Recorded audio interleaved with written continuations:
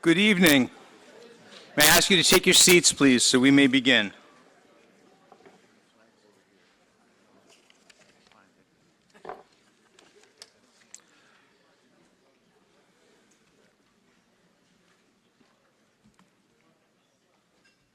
Thank you. Welcome to the April 27th, 2026 Annual Town Meeting for the Town of Ayer. I'd like to start out with the usual stage announcements, please. To my right, select people, Chris Tavares and Janice Livingston. Sitting with them is our town manager, Robert Pontbriand. To my left, we have Eric Seckman, clerk, and Kurt Fraskowski, the chairman of the FinCom.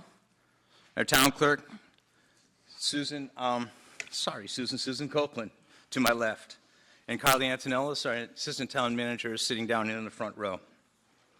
I'd like to ask you to stand for the Pledge of Allegiance. I pledge allegiance to the flag of the United States of America and to the republic for which it stands, one nation, under God, indivisible, with liberty and justice for all.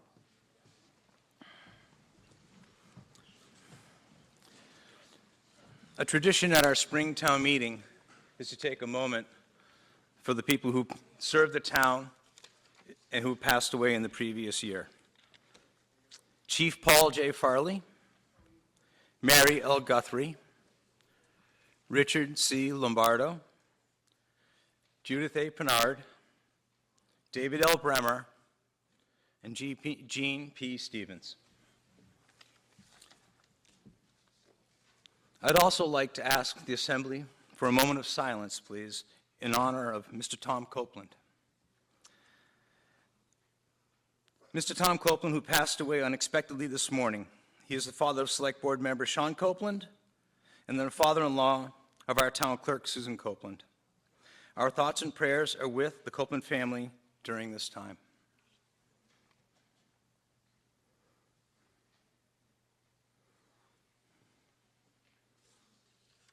Thank you. And with that, I'd like to ask Madam Clerk to read the return of the warrant.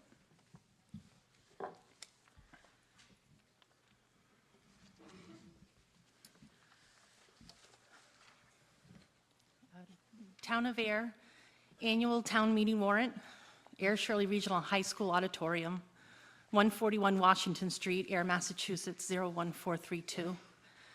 April 27th, 2026 at 7 p.m. Commonwealth of Massachusetts, Middlesex County.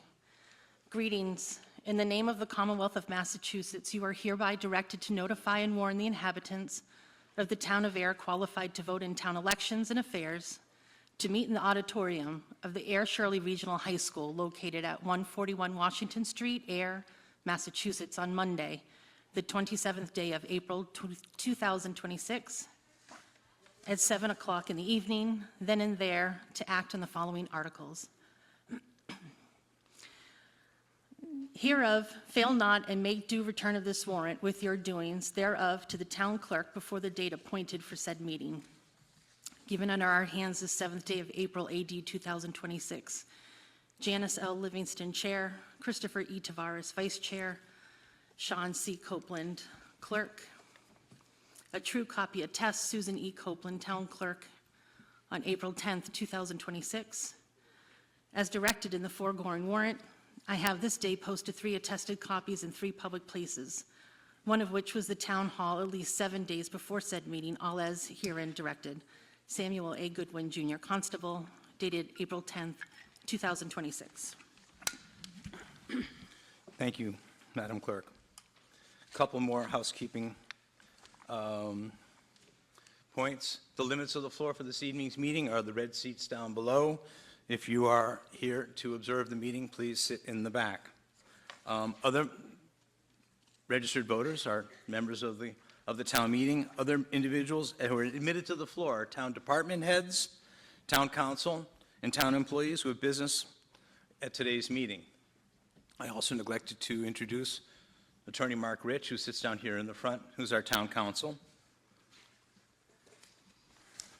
Lastly, at this point, absent any Who else? I was nervous last year. Absent any objections, I shall dispense with the reading of the articles as they appear in the warrant. With that, ready to go? Select Board? Yeah. Article 1, salaries of elected officials.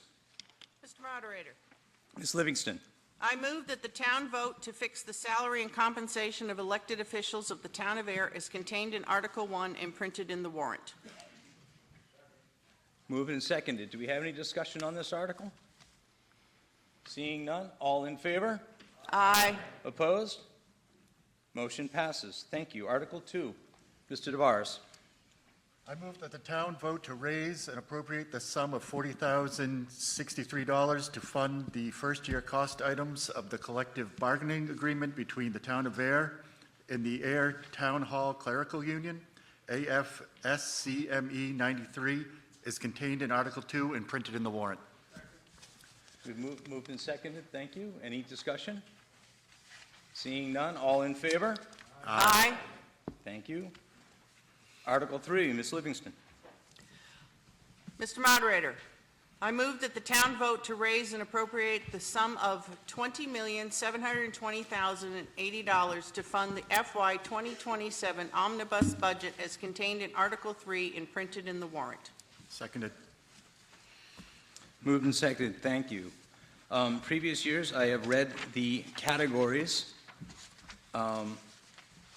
I will take that on now. Excuse me for a moment.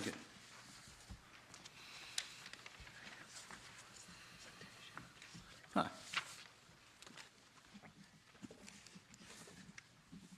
Mr. Town Manager, do you happen to have a copy of the budget handy? I seem to have left mine on my desk.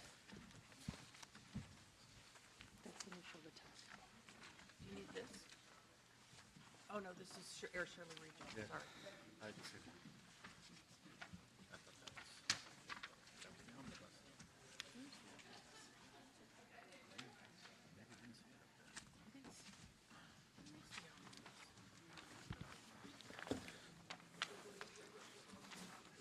At least I remembered my pants this evening. So, Department 100 totals. Proposed for 2027, $1,268,572,000. Department 200 total, FY 2027, $8,399,363. Department 300 total, Public Safety, $7,089,199. Department 400, Public Works, 2027 proposed, $1,764,133. Department 500, Human Services, $1,470,061. Department 600, Management Support, $728,752. For a total operating budget, FY 27, of $20,720 and $20,720,080. We have a presentation prepared. Would you like a presentation? Please say aye. Aye. Mr. Pomprion? Mr. Moderator.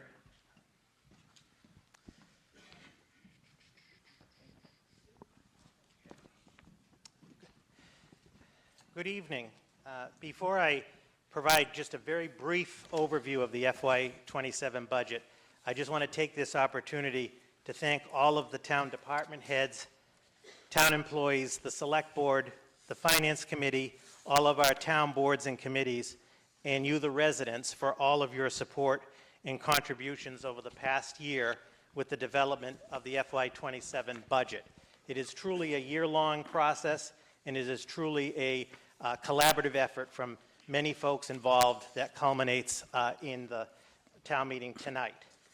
So I'm just very briefly going to highlight the context of the FY27 budget, and it begins with this concept of the perfect storm, which we took this theme from a report done by the Massachusetts Municipal Association back in October, in which we are experiencing unprecedented volatility on the federal, state, and local level, which is making it increasingly difficult for cities and towns, not just Ayer, but across the Commonwealth, to continue to provide the highest level of municipal services at an affordable rate.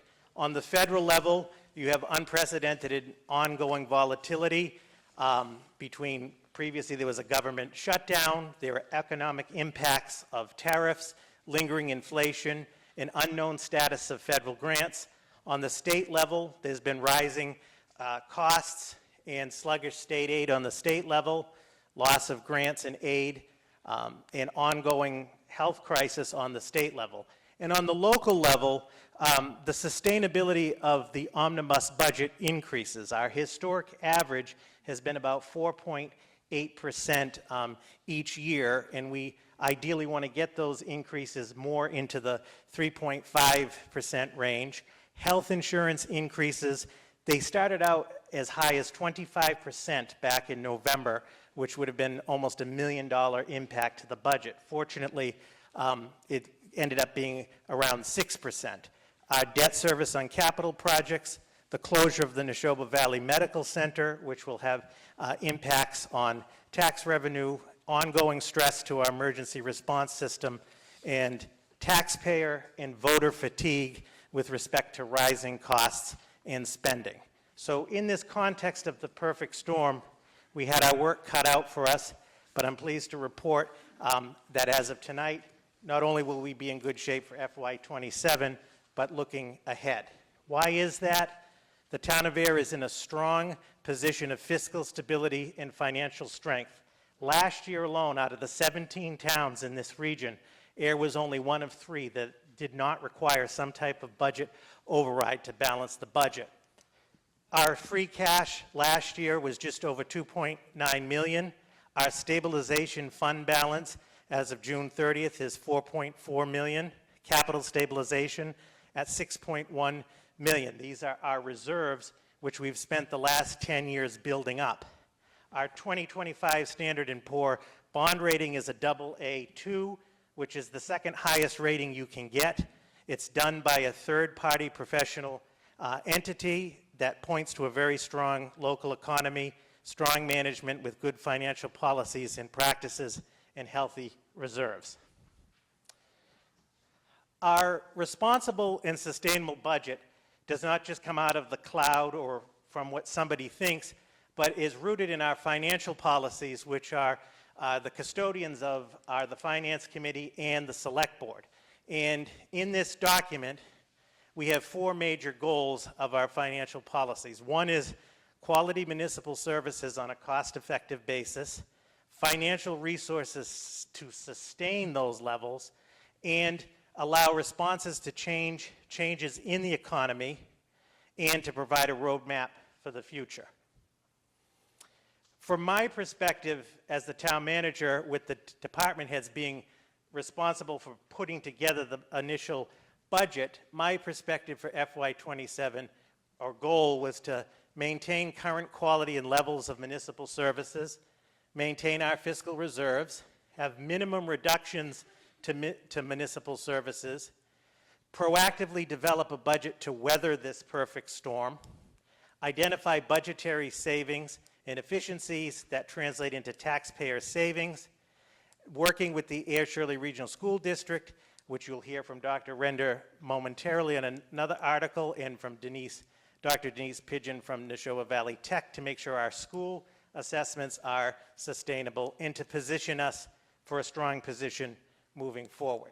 So the budget is an evolving process. Last year, the FY26 omnibus budget for the town was just over $20 million. Our goal for FY27 was to ensure that there was no more than a $1 million increase, which you'll see in a moment, I'm pleased to report has been achieved. And you can see that the first draft of the budget on January 16th, we were at $21 million. Draft 2, March 25th, down to 20.6. And then the final draft which is before you, that was approved by the Select Board for the warrant at the April 7th meeting, and the Finance Committee reviewed on April 2nd and unanimously recommended $20.7 million, or a $695,000 increase, or 3.47% increase. Our goal was to be no more than 5% and no more than $1 million. So through a lot of hard work, we have accomplished that. This is just to show, obviously, in the Commonwealth of Massachusetts, we're required to have a balanced budget on the revenue side at just over $41.4 million, and expenses and savings, $41.4 million. So it is balanced. There is the omnibus. Article 4 will be the Neshoba assessment. Article 5 will be the Ayer Shirley School assessment. This just shows a history of our omnibus revenue, which our revenue continues to increase, which is a positive. On our expense side, and what we're looking for to do not only in FY27, but moving forward, is to get our expenses as much as possible to be level. As you can see from FY22 on, there's been increases and smaller increase between FY26 and 27. Just want to point out, where does our revenue come from? 83%, the blue, is from the tax levy. State aid is only 2.8%, and the orange, local receipts, 6.3%, and our free cash, 7%. And then if you look at where does the money go, the lion's share, which is common for almost all municipalities, 43.3% is education, 17.8% public safety. Then you have general government, 10.1%, DPW, 4.6%, employee benefits at 12.4%. This is just a history of the increases. So our average has been 4.8%. That this year, it'll be 3.47% increase. Last year's budget increased by 5.6%, or over just $1 million. So we are stabilizing this number, preparing for the perfect storm that we're in, and stabilizing this while maintaining our municipal services. The omnibus budget at a glance. So it is $20,720,080. It's a $695,000 increase, or 3.47% from last year. And as I mentioned, last year there was a 5.6% increase. It's a level service budget, which means we maintain all of the municipal level services from FY 2026. There are no new personnel positions in the budget. We do reduce 2 full-time positions to part-time status, the interdepartmental assistant and the assistant building inspector. The social worker position has been removed at this time because it has been in the budget for the last 2 years. We have been unable to fill it, and that funding of about $67,000 for the last 2 years hasn't been accessed. We are committed, as I said to the Select Board, to developing the appropriate model for service delivery for social worker, which we have learned a couple things. One is the salary that we had is grossly below what the average social worker for municipal position would be. We also need to look at, in terms of how we best provide these services, as many of these services are provided in some form, whether through town departments or some of our other very important organizations in town. So this will be a coming attraction for the year ahead. The budget does contain a 2% cost of living for all non-union personnel, which was approved by the Select Board on February 17th in accordance with the town policies, financial policies, and it does include the negotiated costs for one union contract from Article 2, the clerical contract, and the non-union personal service contracts. I just want to show this slide real quick on our operating expenses by category, because this conceptually ties into the challenge one has with the budget in terms of balancing it, or when folks say we need to reduce the budget or cut the budget. If you look at this, all municipalities are in the service business. We provide municipal services. And how do we do that? We do that through our professional people, whether it's firefighters, police officers, DPW workers, our financial folks, parks and rec folks, council on aging, you name it. Wages are just about 50% of the budget, and then employee benefits are another 28%. So basically 75% of our expenditures are personnel. So when we talk about, well, we need to reduce the budget, it's like the old song goes, easier said than done, in the sense of you will begin to reduce personnel, which has an impact on services. So the lion's share of our budget is personnel. So the drivers, real quick, for this year, what's driving about that $690,000? Health insurance costs is about $161,000 increase. Back in November, this was looking at almost $700,000. Our pension assessment, $160,000, and this is where we forward fund the pension. We'll talk about that under Article 16. If we didn't, this number would be higher.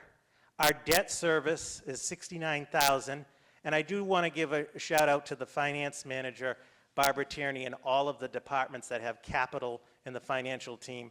This number was at $288,000 back in November, and we reduced the capital plan by 54%, and through Barbara and the internal finance team's efforts, we got this way down. Our IT department is in transition. There are some added costs there, and our contracts, $61,000. And then our overall increased costs are inflation, federal and state government volatility. So here is the union contract and non-union drivers. So Article 2, which was for the town hall clerical contract, it covers 17 positions. That's the budget impact for this year. There are 4 personal service contracts: building commissioner, fire chief, deputy fire chief, and town clerk, that total $20,000. This is in Article 3. And all of the contracts have been on the town's website. IT, just real quick, this department remains in transition. 2 things. We try to model with an IT coordinator that didn't serve not the individual of the position, but it was not serve the town's IT in a manner we had hoped. We had an IT coordinator position that was about $75,000 a year.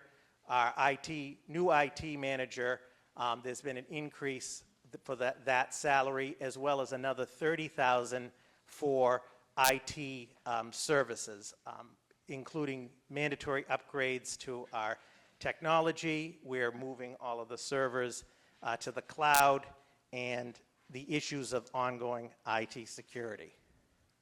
And then lastly, just in addition to those major drivers, again, the federal and state challenges are affecting cities, and I'm sure you'll hear from both of the superintendents, are impacting school budgets.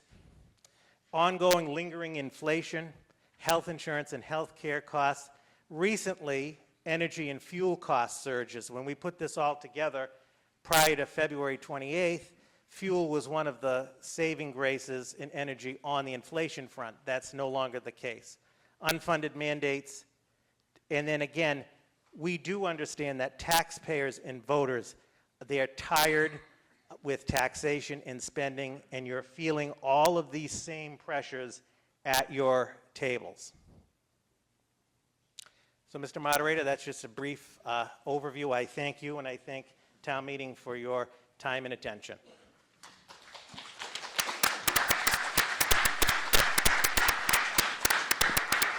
Thank you very much, Mr. Pontbriand. Do you have any questions on Article 3? Seeing none, all in favor? Aye. Opposed?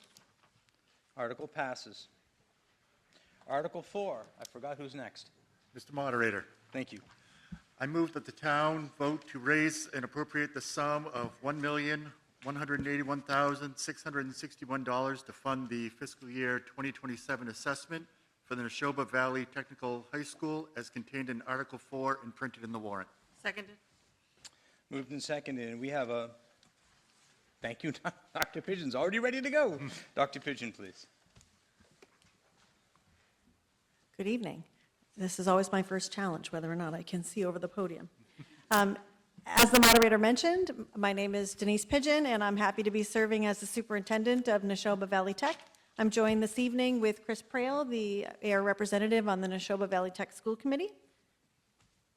I would like to begin with just sharing a little bit of a background about Neshoba Valley Tech. We are your regional vocational technical high school. We serve 8 member towns, and Ayer has been a formal member of Neshoba Tech since 2012, but has been a partner for much longer than that. I like to ground the budget presentation in a reminder of who we are and what we do. Again, our role is to provide high-quality, immersive Chapter 74 vocational education for the students of Ayer that would like to pursue this pathway of education. We offer programming in 3 major career clusters. Most recently, our popular programs are all in the construction and transportation area. About 50% of our students are participating in one of those programs, followed by the health and services cluster and the arts and technology cluster. When discussing the budget, it's important to understand what's happening with enrollment as well, because enrollment is one of the driving factors in how the assessment is calculated for the town. In terms of Ayer, enrollment is up by 5 students overall from comparing to last year for a total of 60 students. In terms of Ayer, the other piece that's important is to look at the overall percentage of the town's enrollment at the school district. And Ayer makes up 7.79% of our overall student enrollment, and that is a slight increase from the percentage last year. This budget slide, I think, could be copy and pasted into any town or school district presentation. As Robert was just sharing in the earlier presentation, drivers for budget increases, we're all experiencing the same issues. Healthcare costs and rising healthcare costs was definitely one of the biggest discussion points starting for us as early as October. We also have costs and transportation increases, vendor contracts, and contractual increases required for staffing. Knowing that it was a difficult budget cycle for FY27 and that this is likely to continue into FY28, we've really spent many, many months looking for ways to be able to reduce the assessment. We've worked really hard to look at our capital needs and move backwards when we can, or hold off or defer different capital costs. As an example, we have held off on replacing several minibuses for another year. We do have the benefit that our automotive programs are helping us keep those in good shape, but we do have some costs coming up in the future. We also decided for this budget cycle to pause our payment to OPEB or other post-employment benefits for 1 year, with the hopes that if we have some savings at the end of this year, we might be able to make an additional payment to offset that. We also took a really hard look at different expenses we have in our budget, for example, software, to see where we might have duplication of efforts with software, and have made some reductions. Overall, from where we started at the beginning of the fall, we were able to make some pretty serious reductions to our budget request. I do want to take a minute to talk big picture about capital. Neshoba Tech is an aging building, and we do have some things that we need to work on in the coming years. We have been each year replacing a section of our fire suppression system. This year, we have to do a pretty significant portion of that system, and we've had an increase in the capital ask to do this project. So our total capital ask for next year is $750,000 to replace that chunk of the fire suppression system. That increase in ask is actually paired with a decrease in our debt assessment. We are finally paying off a very large renovation project that was done for the school between 2003 and 2005. So we've paired an increase in capital ask with a decrease in debt to level that off. We are also, we have been invited into an MSBA, or Mass School Building Authority, feasibility study for a heat pump conversion project. Our HVAC in our building must be replaced. We've been looking for opportunities to do that. So we are in feasibility now. The school committee is actually funding that feasibility study through our stabilization fund, so it is not in this budget request, but I do want to make you aware of it. And the last piece I want to share is that we're really hoping that soon we're going to have some great news that we might be receiving an additional grant. We'll know hopefully soon if this is going to come to fruition. And if we do receive this grant, we will be able to move forward with adding 2 very high-demand technical programs for our students. That is HVAC technician and facility management, 2 programs that we know would do very well. Although this is not something that is on the warrant for this year, I do want to make everyone aware of it because it is something that you might see on the warrant for next year. After we complete the MSBA feasibility project for the potential HVAC replacement project, we would be coming forward with a potential request to bond to be able to do that project. That might be coming forward in spring of next year if all goes according to plan. We would anticipate that there would be likely a 55% reimbursement rate from the state on that project, and I just want to share that this might be something coming in the future year. The reason we have timed it now, not only is the HVAC system aging and must be replaced, but also, again, as I shared, we have that major piece of debt coming off of our books, so we're hoping to add this project in at the same time the debt is coming off, so there's very little disruption to our overall assessment. This is the high-level view of our total budget. This is not the cost that is to Ayer. This is our entire budget that is spread over our 8 towns. 20.3 million. The increases and the decreases are noted. Again, everything that we had discussed through the budget drivers, you can see here. You can also see the decrease in debt balanced with the increase in the capital. This slide is to just show you a little bit about how our total budget is funded overall. So just under 70% of our total budget is funded through our 8-member towns, and about 30% of our budget is funded through other revenue sources, direct state aid from Massachusetts, Chapter 71 transportation reimbursement, and we also do use a portion of our excess and deficiency to offset costs through our assessment. Excess and deficiency for schools is similar to free cash for a town. In terms of the total assessment, which is just under 14 million, this next slide explains a little bit about how that looks from comparing last year to this year. So this is all towns, not just Ayer. From FY26 to FY27, you can see we had a total enrollment increase of 6 students. The next column is the most significant portion of the increase in our assessment, and that is the town's required local contribution.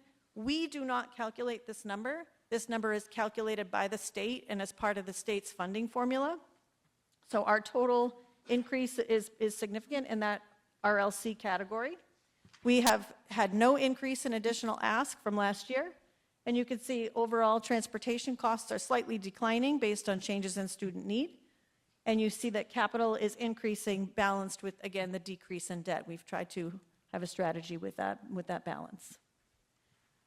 This is looking specific at the town of Ayer in terms of your assessment and showing you what happened in FY26 compared to the FY27 today. You can see again an increase of 5 students overall for the town of Ayer. The town's required local contribution is up by 243,107. You see the slight increases in additional assessment. This is driven by your enrollment increase, the slight enrollment increase that we discussed. And you see the increase in capital with the decrease in debt for a total assessment change of $244,889. This is the same slide. The last thing I would like to share is that we run very immersive and fantastic programs in Chapter 74 Voc Ed during the day, but we also run programs at night, and I need your help spreading the word. We are participants in CTI, which is called Career and Technical Initiative, and it's an initiative with the state of Massachusetts where they fund this program. It is not part of the assessment. It's completely state funded. We have 200-hour job retraining programs for adults that may be unemployed or underemployed. Could be a recent high school graduate or somebody looking to career change. We run programs in high-demand fields, and we give participants an opportunity to start a new career and try a new chapter. So please, if you know anyone that might be interested, send them our way, and we can help get them connected with the school for this free programming. Thank you. Thank you very much, Dr. Pigeon.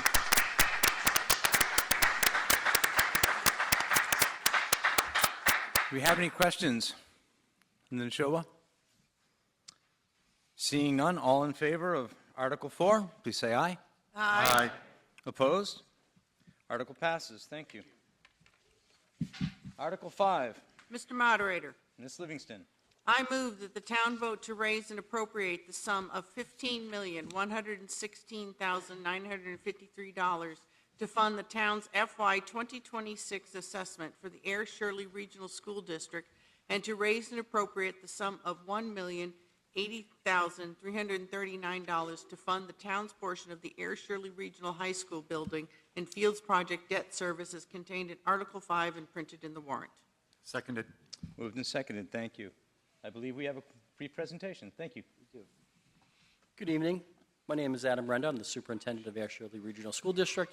With me tonight is Mr. Bill Plunkett, our finance director, and Dr. Charlie Caleri, our assistant superintendent.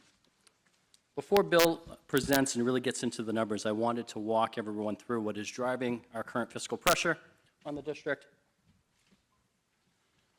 And that is really challenges that are coming from external cost drivers, largely outside of the district's control. The first that I would like to mention is our transportation costs. We are fortunate that next year we are in the last year of our contract with D-Bus for our regular transportation, so we have a very mild increase there. However, with increased fuel prices and our out-of-district transportation alone costing approximately $700,000 a year, we expect that to go up. Next is our insurance costs. All of our insurance is up, mainly medical insurance or health insurance is increasing the most drastically. It's up over $800,000 in the past 2 years alone. When we add utility costs, specifically our electric costs that are up approximately 30% over the past 5 years, and the aging buildings that increase overall consumption. Though we are actively exploring solar options and transitioning to LED lighting, we really won't see any meaningful savings in these for the next 2 to 3 years. Combine that with our Chapter 70 and federal funding.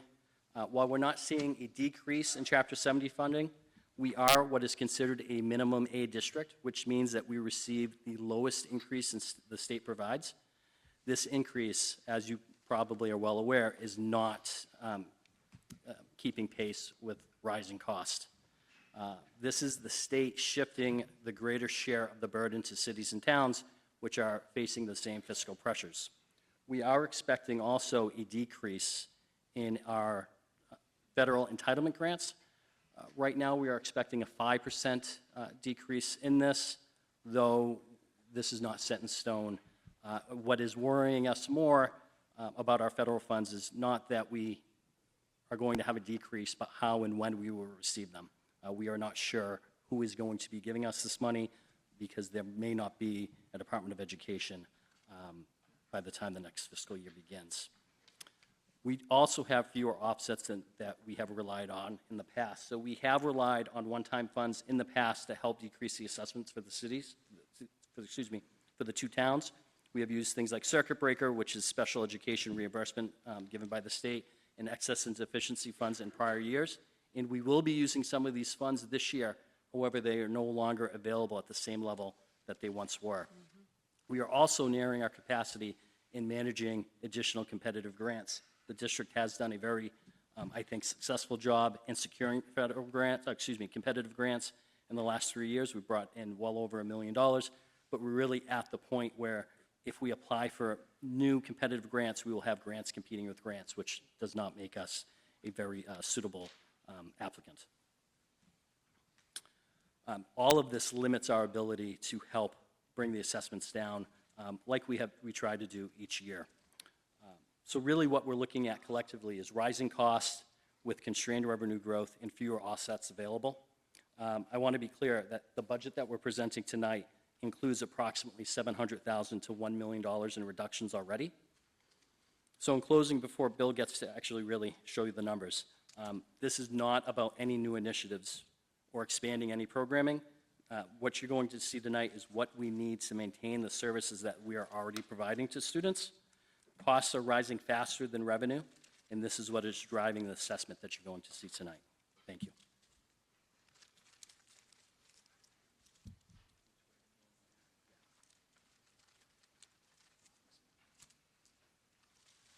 Okay, thank you for your time tonight. Bill Plunkett, Director of Finance for the district and Ayer resident. This first page is our budget drivers and projections for the budget process for FY27. The top section is our revenue, our budgeted revenue from the state. We're slightly above last year's. We're about $94,000 that we're budgeting for FY27, with an increase to Chapter 70, the minimum aid, as most of that increase.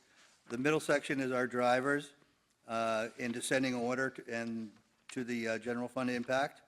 Our number one driver is salaries. With over 350 employees, that is a big piece of our budget, and is about 42% of our budget for the increases. Health insurance, as you heard from Mr. Pondrian and Shopatek with Denise and Chris, was quite a roller coaster ride this year. We started out about saying we were going to be getting a 25% increase. That slowly went down to 12% and finally ended up at 6%. And I think it was because a lot of districts and municipalities were rattling the cages of the insurance companies that we all have to, that we have a trust or that we belong to. Going in descending order still, well, utilities is up 29%. Medicare tax, that was the employer portion that wasn't budgeted properly. Choice out is up 72,000 from last year. Charter out is up 46,000. Middlesex retirement assessment, we also have to pay an upfront assessment to Middlesex retirement, and that is to help keep them stay solvent. Regular transportation, also up $37,000. Other property insurance, we had health, property insurance had valuations, and then out-of-state, out-of-district collaborative tuitions. Going on to the next slide, this is the Department of Ed summary of the Foundation, FY27 Foundation enrollment and RLC. In the first column, you'll see the FY26 information, and FY27 in the second column.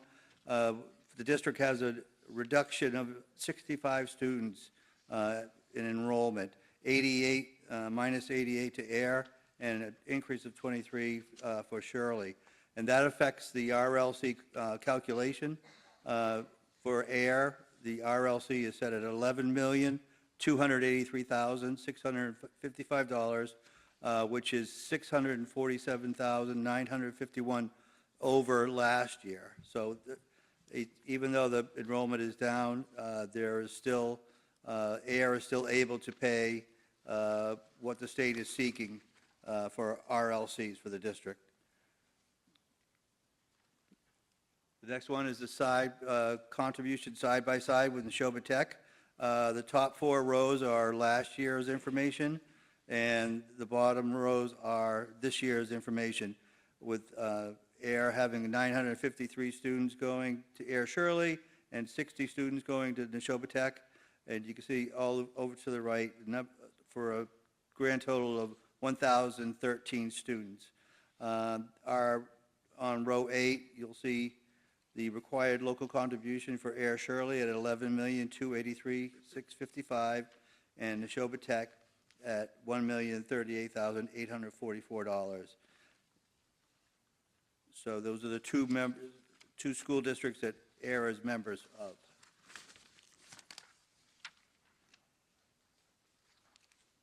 This is our budget totals page, the first page in the budget. The top section is our general fund. And in that subtotal, the increase is 7.3% over FY '26, 2.2 million. We add in the next section, which is transportation and debt. Those get allocated by the regional agreement, so we separate them out. Transportation, we have a decrease of 34%. We are funding some of our sped transportation with our circuit breaker funding is one of our revolving funds. So we made a reduction there for the budget. So between those two cost centers, the increase is 4.3%, 1.6 million. Coming down to the next section, that's revenue that has been budgeted compared to FY '26, and we're down 95,000, mostly due to the transfers from E&D to capital stabilization and our sped reserve fund that were made in FY '26. Our last couple of totals here is the assessment. The assessment for FY '27 for both Ayer and Shirley is $26,534,716. That's for Ayer and Shirley, and that's 1.6 increase from last year, or 6.5%. And then we add in our revolving funds and our grants for a grand total for our budget for FY '27 of $39,741,149.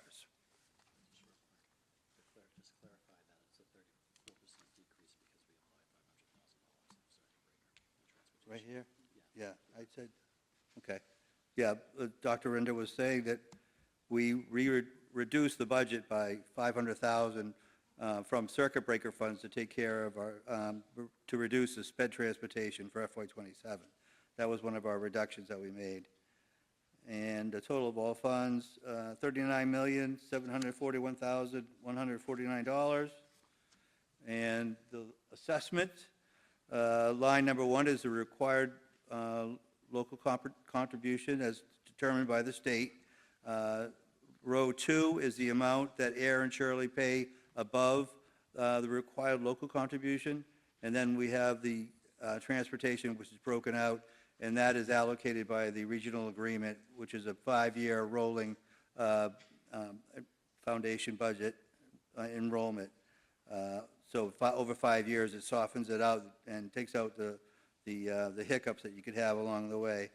So looking at Ayer, the total operating assessment, subtotaled under line 5, is $15,116,963, $963, 7.2% increase over last year. The last section is the excluded debt is added back into with the operating assessment for a grand total of $16,197,293. And one note on the capital debt, the Ayer Shirley Regional Middle School, the debt is all paid off for the Shirley. Shirley took out the debt on that, and Ayer has been paying we're saving about $114,000 this year because the debt is all paid off, and Ayer doesn't have to make a payment towards the middle school. That was done during the renovation of the high school. Ayer felt it was fair to pick up part of the debt while we were having the high school renovated. And the last slide is just a visual of the required local contribution for the assessment. And you can see 70% of the assessment is due to or attributed to the required local contribution, which is set by the state. And that's an increase of $647,000, 6% increase. We also have a note that there was an increment of 1% was added to Ayers to get them closer to the target, and that was done for Shirley and for many communities, many schools across the state, as the Department of Ed is trying to get municipalities to pay more of the required local contribution, and thus Chapter 70 would be lessened the state would have to provide, wouldn't have to provide as much Chapter 70. And then, under the debt assessment, I made a highlight of the $1,080,000, which is a reduction of the debt for Ayer by $114,964, and that was because of the middle school coming off, debt is coming off this year. And that was an overall 5.84% increase for the assessment over last year.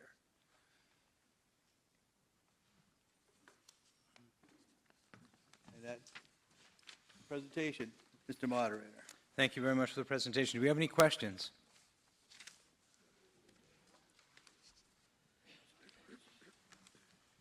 Mr. Curran. Thank you, Mr. Moderator. Could you... Excuse me. Oh, Name and address. I'm sorry, I thought you told them my name. Dennis Curran, 51 Pleasant Street in Ayer. I don't fully understand the intricacies of school finance, but I was struck by the fact that Ayer seems to have, if you could go back to the required local contribution slide, which was, I don't know, 3, 4, 5 in. There. What can you tell me about the state formula that calculates the required local contribution such that Ayer has 88 fewer students, but their assessment went up by $647,000, and Shirley has 23 more students, and their assessment went up by $352,000. How does the state calculate these things? Because I'm just thinking, if you hadn't lost 88 Ayer students, what might the required local contribution have looked like? So part of the allocation is based on the town's ability to pay. That's real estate values. I think I might have that slide. I usually show it, but it's not going to show. Okay. I didn't put the slide in our presentation this time. I usually do. It's a very long calculation. It's a whole page, but it's the growth factor for the towns, the real estate, and income.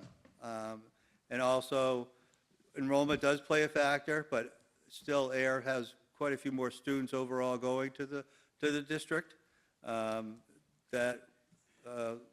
We had that small decline of 88 students. Part of it could have been due to the shelter. We had up to 24 students at one point from the shelter, and that has been closed since. But it's mostly because of those 4 factors that they look at the town, the ability to pay, and that's how they come up with their calculation. And they added the 114,000 increment to get Ayer closer to its target. Shirley had an increment as well, but it was much smaller, and their numbers are different. That's a summary. Thank you. They won't be able to see it. Thank you very much. I think Mr. Curran has waved his hand. He says, thank you for the answer. Other questions? Yeah, that's it. The Shirley Regional? Seeing none? All in favor? Aye. Article 5, thank you. Aye. Oppose? Article passes. Thank you.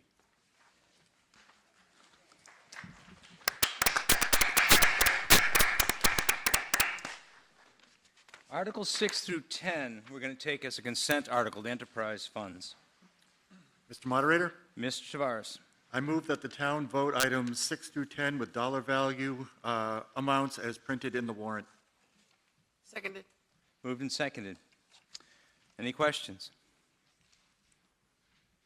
Seeing none, all in favor? Aye. Opposed? Article 6 through 10 pass. Thank you. Article 11, borrow article, capital budget requests.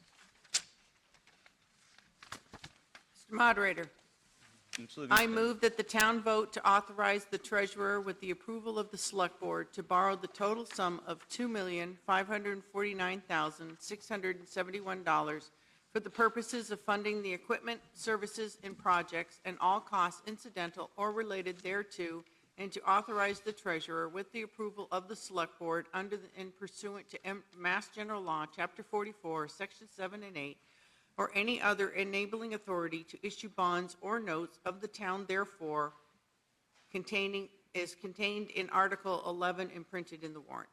Seconded. Moved and seconded. Questions on Article 11? Seeing none, all in favor? Aye. Opposed? I'll declare that as two-thirds passed. Article 12, Mr. Moderator, Mr. Tavares. I move that the town vote to transfer the sum of $284,500 from capital stabilization for the purposes of funding the equipment, services, and projects and all costs incidental or related thereto as contained in Article 12 and printed in the warrant. Seconded? Moved and seconded. Thank you. Do we have any discussion? Ms. Nearing. Laura Nearing, Highland Avenue. I was curious as to, under DPW, what an asphalt hot box, a flail mower, and under facilities, the applied movement. I don't know what those things are. Somebody could explain that, please. Thank you. I have a feeling. Give Dan a moment.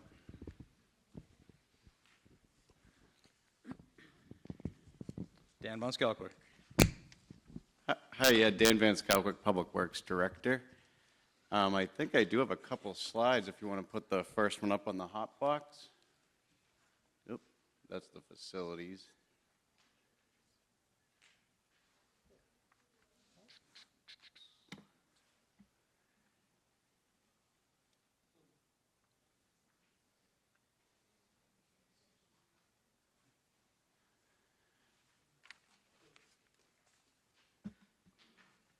Oh, that's all right if you can't.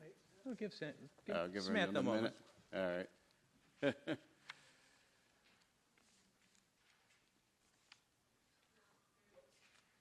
Yeah. Number 11, Sam. See what says Article 11, presentation DPW. This is Article 12. And I think his slides might be under 11. One more, oh, one more down. Oh, next. Isn't technology wonderful? The one right below it, Sam. Yeah, click that. Thank you, Robert. Yep, and Yeah, go down. Yeah. Next slide, next slide, next slide for a little bit. Because I do have a photo of one that'll be kind of helpful to see. Here we go.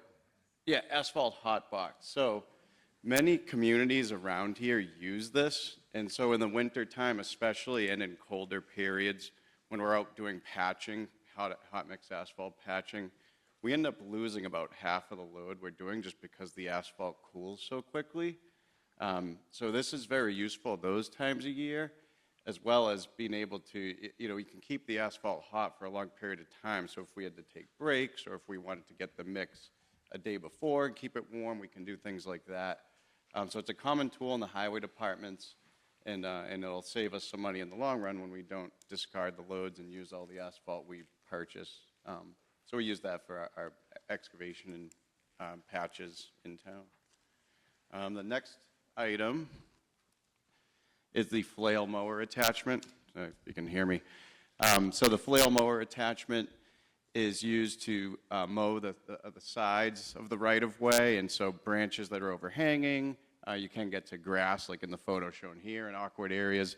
We have two of them right now, and one of them is on our old sidewalk machine, and that machine is pretty much obsolete. They don't make parts for it anymore, so once that machine dies, that flail mower goes with it. So we're only going to be down to one. So it's really a redundancy and efficiency thing. Is why we would recommend getting another one to fulfill, to have in place of that one that's, just a ticking time bomb before we lose it. So those are those two items. Was there another one, Lori? Was that facilities or? I think that's it, Dan. Okay. Yep. Yeah. Other questions? Fire station, Sorry? the fire station Plymouth upgrade under facilities. Is that the one I just said? I'm sorry, I didn't hear. Was it also Lawrence? Chuck's coming to Yeah. do the facilities. Thanks, Chuck. Hey, guys.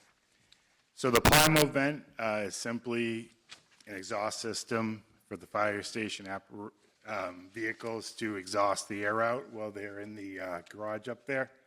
The next slide should really show we're replacing the hoses where the damage is to eliminate any carbon monoxide inside the building.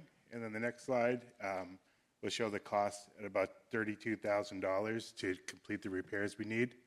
We've been very diligently on keeping up on it over the years, taking care of it with preventive maintenance, and this part of the overall system needs to be replaced to keep up with our preventive maintenance. And then the next slide will show we're changing the fittings from how they connect to the vehicles right now to magnetics. The magnetic is the new way they're going about with the systems. And that's about it. That was the other question? Thank you. Any other questions, comments? Seeing none, all in favor of Article 12, please say aye. Aye. Opposed? Article passes. Article 13. Mr. Moderator, I move that the town vote to transfer the sum of $109,151.56 as previously appropriated under Article 20 of the May 9th, 2026 town meeting for the May 9th, 2026 town meeting. Oh, to Article 20. No, that does not make sense. I'm sorry. What is it saying? Appropriate under Article 20 of the May 9th, I should say That would have been 2016. April 28th? 2016. Okay, thank you. I move that the town vote to transfer the sum of $109,151.56 as previously appropriated under Article 20 of the May 9th, 2016 town meeting for the Blanche Pond Dam to pay for the DPW FY 2027 annual road paving project as contained in Article 13 and printed in the warrant. Seconded. Moved and seconded, thank you. Any questions, discussion? Seeing none, all in favor of Article 13? Aye. Opposed? Article 13 passes. Article 14, Mr. Tavares. Mr. Moderator, I move that the town vote to transfer the sum of $425,000 from the town's PFAS settlement fund for the purposes of funding the PFAS water treatment project as contained in Article 14 and printed in the warrant. Seconded. Thank you, moved and seconded. Questions? Lori? Lori Nearing, I would appreciate a short presentation about where this money came from and where it's been and how we've been using it, if there is one. Mr. Pomprion?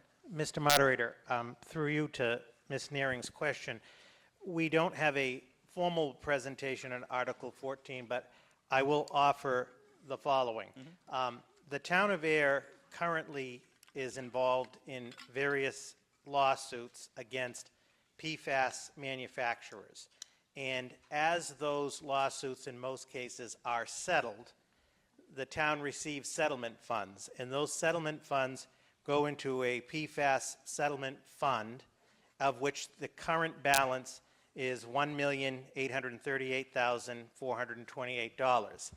And the town can use those funds only for PFAS-related projects or PFAS-related items. So in this case, in Article 14, the DPW director and the water and sewer superintendent proposed through the capital process that we use $175,000 to replace the Spectacle Pond water filtration plant's PFAS media and $250,000 to replace the PFAS media for the Grove Pond water treatment, totaling $425,000. So these funds can only be used for PFAS purposes, which both of these are, and it also requires a vote of town meeting as to where we are tonight. There have been no other projects funded. This is the first of that $1,838,428. Through the moderator. So this is the first time we've had this kind of funding available, and this is the first expense from the PFAS budget to pay for these PFAS expenses. Through the moderator, correct. So this is the first The $1,838,428 is the funds that we've collected to date through the settlements, and this is the first time we've asked town meeting to authorize to use this funding. I'm delighted that we have those funds available. The litigation is a big deal. Thank you. Thank you. Thank you, Mr. Moderator.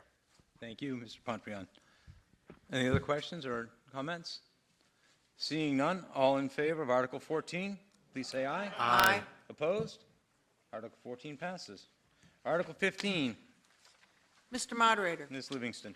I move that the town vote to transfer the sum of $346,830 from free cash for the purpose of paying the outstanding principal for the previously authorized projects under Article 11 of the April 22nd, 2024 town meeting as contained in Article 15 and printed in the warrant. Seconded. Moved and seconded. Any questions, comments? Seeing none, all in favor of Article 15, please say aye. Aye. Opposed? Article 15 passes. Article 16, please. Mr. Moderator, I move that the town vote to raise and appropriate $175,000 and transfer $125,000 from free cash for a total appropriation of $300,000 to meet the town's obligation under the Government Accounting Standards Board, GASB, Statement 45, for the purposes of funding the town's future obligations for the cost of other post-employment benefits, OPEB, as contained in Article 16 and printed in the warrant. Seconded. Moved and seconded. Questions, comments? All in favor, please say aye. Aye. Opposed? Article 16 passes. Article 17, Ms. Livingston. Mr. Moderator, I move that the town vote to transfer $20,000 from free cash to fund the town's reserve fund established in accordance with Mass General Law, Chapter 40, Section 13D, for future payment of accrued liability for compensated absences as contained in Article 17 and printed in the warrant. Seconded. Moved and seconded. Any comments or questions on Article 17? Seeing none, all in favor, please say aye. Aye. Opposed? Article 17 passes. Article 18, Mr. Tavares. Mr. Moderator, I move that the town vote to transfer $300,000 from free cash for the purposes of forward funding the town's pension assessment from the Middlesex County Retirement System as contained in Article 18 and printed in the warrant. Seconded. Moved and seconded. Article 18, any questions or comments? Seeing none, all in favor, please say aye. Aye. Opposed? Article 18 passes. Thank you. Article 19, Ms. Livingston. Mr. Moderator, I move that the town vote to transfer $500,000 from free cash for the purpose of replenishing the Urban Development Action Grant, UDAG, as contained in Article 19 and printed in the warrant. Seconded. Moved and seconded. Any questions or comments on Article 19? Seeing none, all in favor, please say aye. Aye. Opposed? Article 19 passes. Article 20, Mr. Tavares.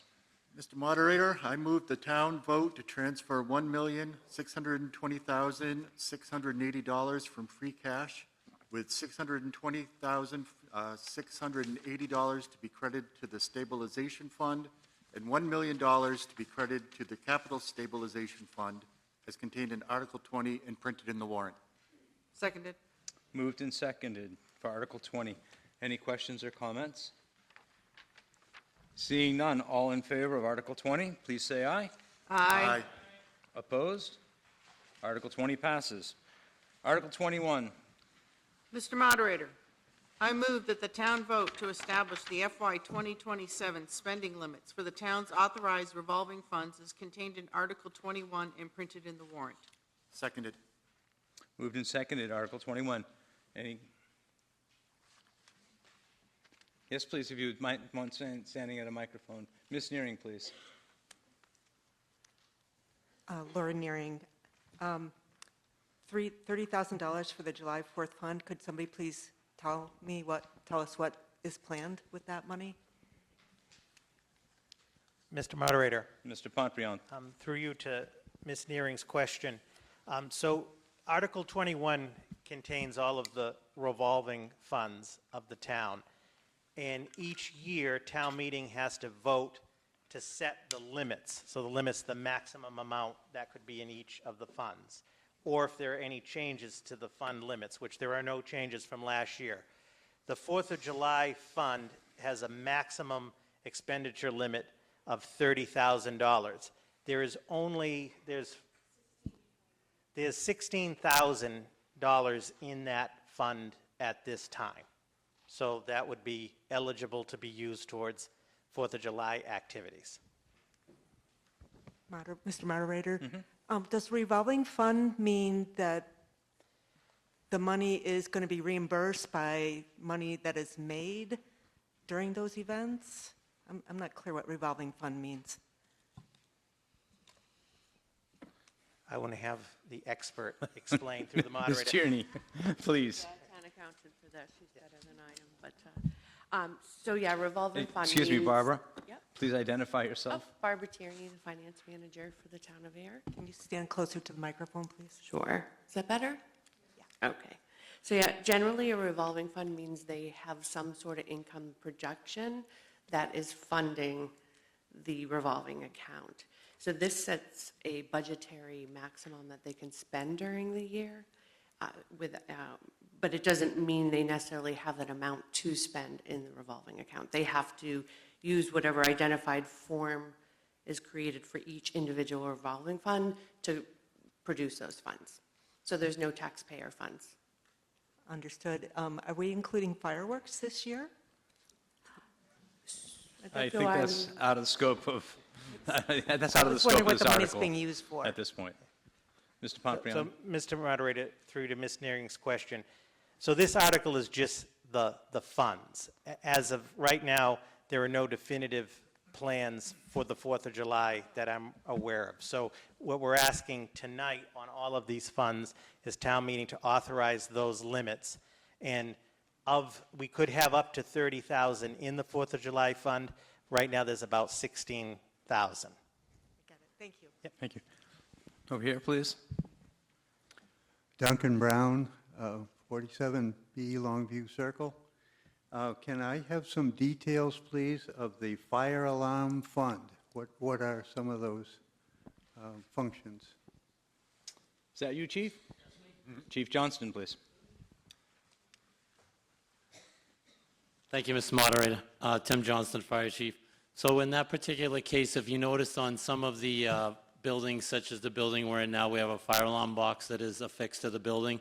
So we charge an annual fee of $350, and that is deposited in that account. I think that fund has approximately $60-something thousand in that.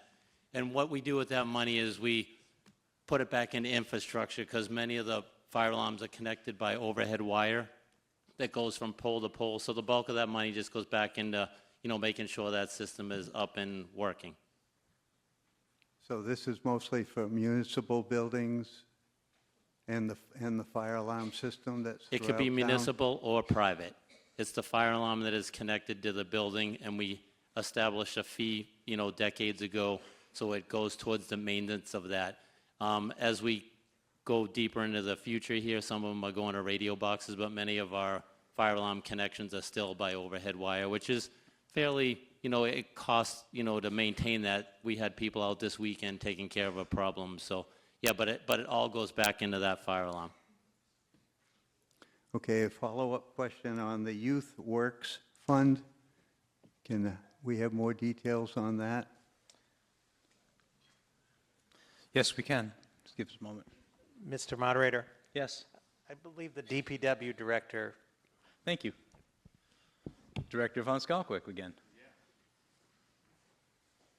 Through you, Mr. Moderator, Youth Works Fund. So every summer, the DPW for the last 6, 7, 8 years has had a Youth Works program. And basically, there's 2 sessions, 4 weeks each session, 4 students and a teacher, and they go around. It's their first job, so we're really teaching them how to earn the paycheck, what a job is like, and a lot about public works and doing work for us, like painting hydrants. We take them on tours, and we actually take them to other departments as well. So it's a good program for kids, which has been funded by a private donor as well. So it's been a good program that we've Thank you. taken on. Yep. Lori? Laurie Sable, 1 Winthrop Ave. I have similar questions. I'm curious about examples of what might be included in the Senior Activities Fund, the Senior Store Fund, and especially the Recycling Fund.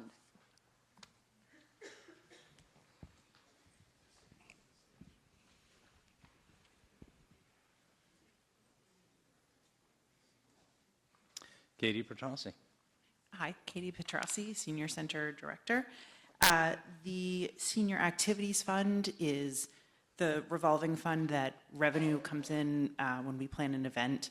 If people pay a small fee to participate in that, it goes into the Senior Activity Revolving Account, which can then be used to purchase additional tickets or different additional activities that we do at the Senior Center. And then the Senior Store Fund is, at one time there was a small convenience store being operated out of the Senior Center. We don't have that anymore. And I believe the balance on that is very minimal. How much? $448. And you had the third one was the Youth Works Fund? No, the Recycling Fund. I'm sorry? Recycling Fund. Oh, I'm sorry, the Recycling Fund. Director Von Skalkwyk. You got to get a closer seat, Dan.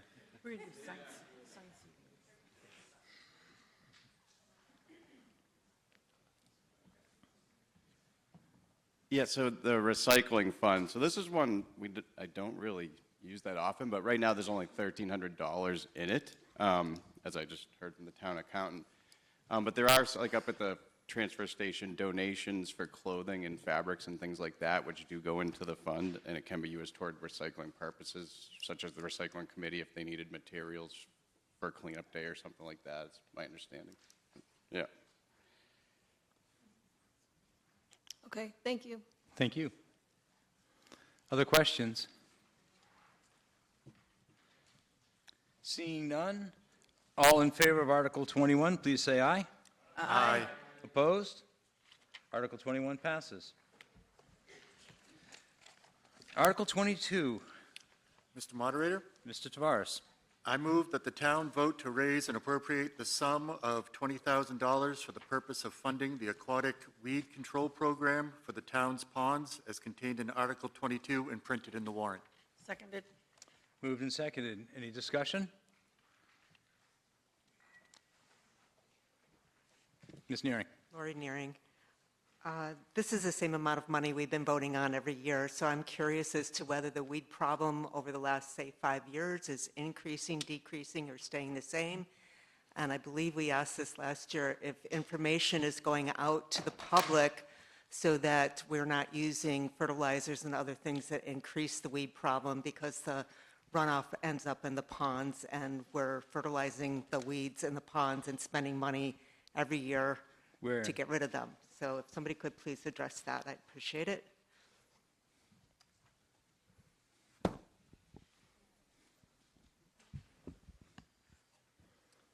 Heather Hampson, Yeah, please, through you. Conservation Agent. Yeah, through you, Mr. Moderator, Heather Hampson, the Conservation Agent. So this is, yeah, as Lori said, this is the same article we've had over the last few years. It's the 3 ponds that we always have, Sandy Pond, Flanagan Pond, and Upper Flanagan Pond, Pine Meadow Pond, whatever you want to call it. We have seen, we do post the annual report after the treatment on the town's website. If you look at that, we have had in Sandy Pond a significant decrease in the invasives that we've had in there. So they've been focusing this last year and this coming year on Flanagan Pond, on that spot treatment on there to try to get to that pond into a level that Sandy Pond is now in. So we have those in there. And then as far as the fertilizer is concerned, we had added in this year to have a nutrient level testing done prior to the treatment of the ponds. So we would know what levels of phosphorus or nitrogen are in the water, so we can get an idea of what we might need to do for public outreach to get people to try to reduce those levels in the pond if needed. Thank you. That phosphorus testing has not been done before. It had not been, Excuse me. I'm sorry. That's actually that's out of the scope of the article. It's a great idea, but it's out of the scope of the article. This is to Questioning approve. what the This is purpose to, of the fund is. this is to approve $20,000 for aquatic weed control. Mr. Moderator, point of order. How can a question about why we need to spend $20,000 be out of the scope of the article asking for the $20,000? The ask is for $20,000. I believe Ms. Nearing is asking if we are doing education. Education is not mentioned in the article. The question I just asked actually was whether or not part of this $20,000 is being used for the phosphorus testing, and if that was funded before. Thank you. Heather, would you? it had not been done before. It had been suggested before. We did add it into the scope for this year, so that will be done this year. And I would assume, depending on how that comes out, we'll probably continue to do that in the future, but I don't know at this time. And that might lead to education because you'll know exactly what the problem is. It could, yes. Okay, thank you. Thank you. Ruth Maxon Schultz, 17 Taft Street. If this money is to be used for poisoning the ponds, I don't agree with it at all. I don't think we should put any poison. We never know what the long-term effects are.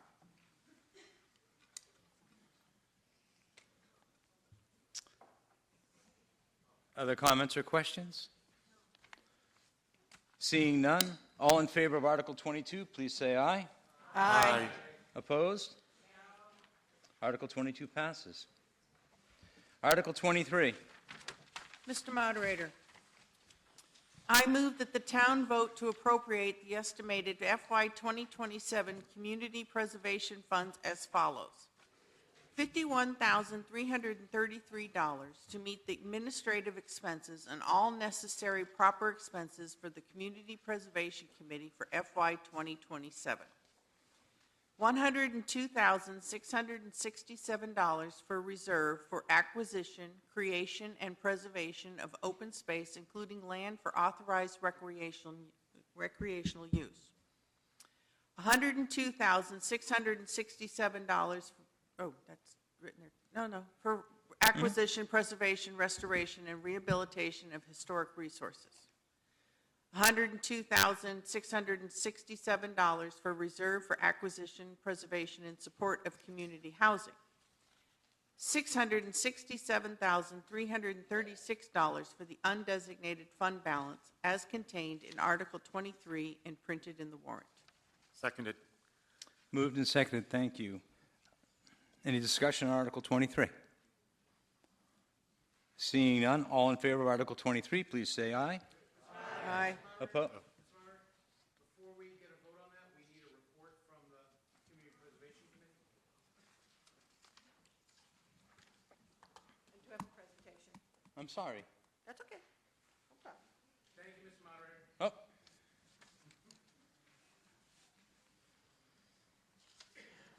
I didn't think that's not here. Janet Providakis, Community Preservation Committee. Yes, Janet Providakis, Chairman of the Community Preservation Committee. I do have a presentation. I don't have really all the breakdown of, I'd say, the funds that we're going to be dispersing here. We took in $1 million to $670 from taxes and state matching. The state matching was approximately 31% of what we brought in from the town. So what I'm going to do is on the next slide, gives you an idea of where these monies come from. I want people to know that we did do the 3% several years ago, and it is of residential and commercial. So you got to remember we have the two tax rates. So the commercial businesses do pay that almost twice as much as the residential. We've got the categories that it has to go into, where at least 10% has got to go into, again, community housing, historical preservation, and open space and recreation. With that, the committee members who are here are all from specific parts, 5 different groups within the town, and that's a requirement of the Community Preservation Act. So that's how all that is, you know, like I say, being broken down in this warrant article. To give you an idea of what our current balances are, this is as of March 31st. It has changed just about like maybe 10,000 more, and around a little more than 10,000 because the reserves are at 1.7 thousand. So that's how we have, and they have to be spent within those categories. So when you're looking at it, again, a lot of people will look at it and say, oh, wow, you know, you've got $3 million. No, we've got 1.2, almost 1.3 for open space. Same thing with the historic and all that. So that gives you an idea of, you know, how much money we do have. And you'll be coming up with the next articles, which I'll hold off, don't, you know, with the next slides, because that will be the Article 24 and 25, right? I'm sorry? Oh, yes, I do. Oh, and so I recommend the amounts that are written within this warrant, which, all right, so with that, Mr. Moderator, if there's any questions, I am here. Any questions for Ms. Provodakis on Article 23? Seeing none, all in favor of Article 23, please say aye. Aye. Opposed? Article 23 passes. Thank you very much. We'll put it to good use. And next slide. Actually, How about I Janet, wait? Hold on. Hold on. You gotta read the motion first. Oh, it's She gonna be gets so excited. Mr. Moderator, I move that the town vote to transfer $212,000 from the Community Preservation Fund fiscal year 2027, balance reserve for the housing category for the Ayer Affordable Housing Trust as contained in Article 24 and printed in the warrant. Seconded. Moved and seconded. We have a brief presentation from Ms. Provodakis. Now, Janet. Now. It's this slide. We'll figure it out by the end of the night. I want everybody to know that this has been a very successful program. It has been so successful that they went ahead and asked for $12,000 more. They went from helping out 12 families to now 14 families. There were over 36 applications that the Housing Trust had to go through. And with that, they had to narrow it down to the 14.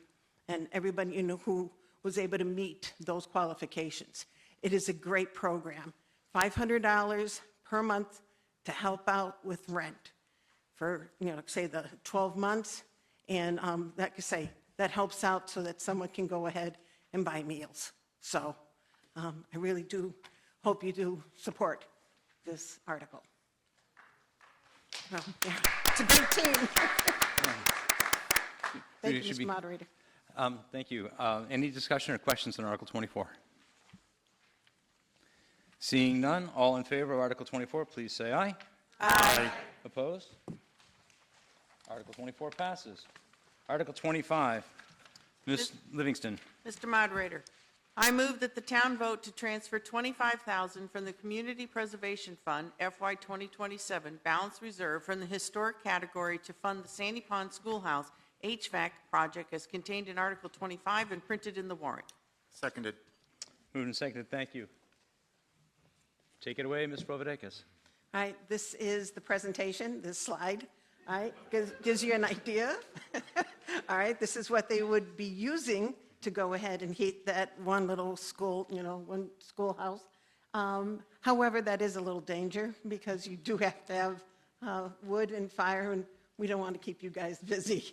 All right, so with that, the consultant that they had several years ago recommended the heat pump system and keeping it all inconspicuous and such. And with that, again, there's the $25,000 that they're asking for, but what they also are going to be doing, and if Irv was here, he'd be able to tell you, Irv Rockwood, who is the director of Sandy Pond School Association, is that they're also asking for other grants. So if they don't use all the $25,000, whatever they will use from CPA will go back into that bucket. So it's like they are looking for other funding sources as well, but just in case, we will be able to take care of it. So I do appreciate it if you go ahead and support this article. Thank you, Mr. Thank you. Moderator. Questions, Mr. Kern?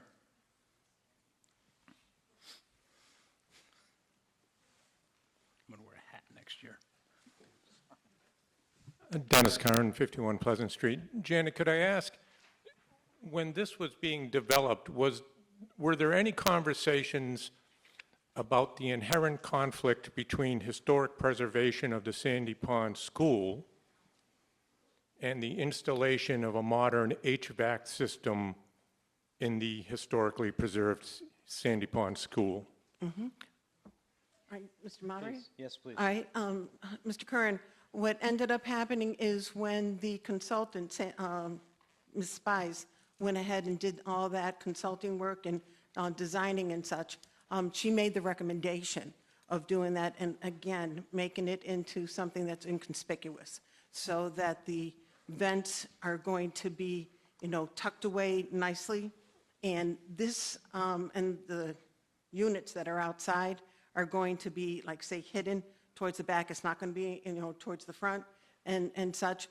Then the other item is, unless they get some sort of heating system inside there, they can't keep it opened throughout the winter, and they do want to have programs. And I gather the third grade goes on field trips there, so this will open it up even more. So again, the historic consultant that they worked with recommended this would be the best alternative than trying to put in any type of ductwork.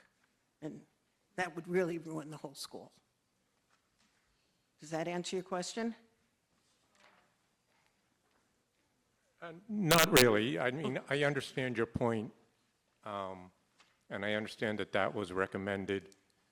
For me, it seems to fly in the face of the whole idea of having a historically preserved school that would presumably want to exist as it had existed previously.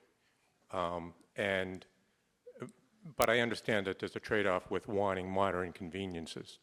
So we're just going to have to disagree about this one. Okay, because they did put in a bathroom. All right, so that, Mr. Moderator, I'm sorry. Careful. Okay. Any further comments? Any further comments or questions for Janet on this article? Seeing none. All in favor of Article 25, please say aye. Aye. Opposed? Article 25 passes. All right. Article 26, thank you, Thank you Janet. very much, Thank you very everybody. much, Janet. We do appreciate it.